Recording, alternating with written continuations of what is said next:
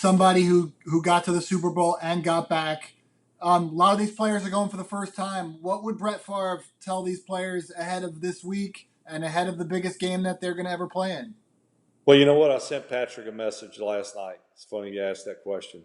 And just said, hey, man, congrats on the season and congrats on getting to this big game. I said, but just, if you take anything from this message, enjoy yourself, soak it in. And I know in saying that, because I'd heard the same thing from players when I went the first time.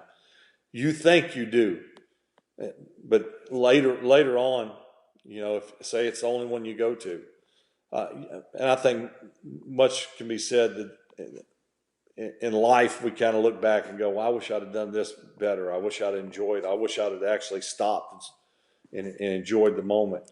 But I just tried to get that message across that, at some point stop and reflect on, how special this moment is, because it is rare. Not everybody can be Tom Brady.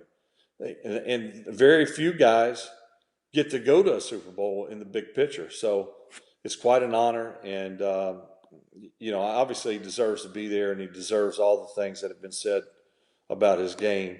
But you need to just stop. And the old saying, smell the roses. Just stop and enjoy this, this ride, because it may not come back. Patrick does things that no quarterback's ever done. What's the ceiling for this kid?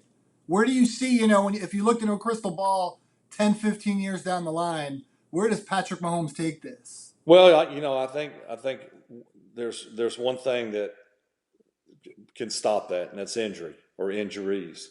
It did somewhat this year, so I think barring injury or any major injury, he may miss a game or two here and there.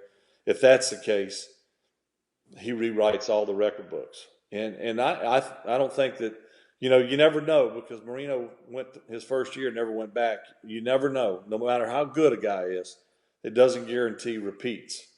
So I'm a little bit reluctant to say he's going to go back many, many times. But I would, if I were a bet man and I had to put my money on a guy to take his team back over and over again, I certainly would say Patrick is the guy.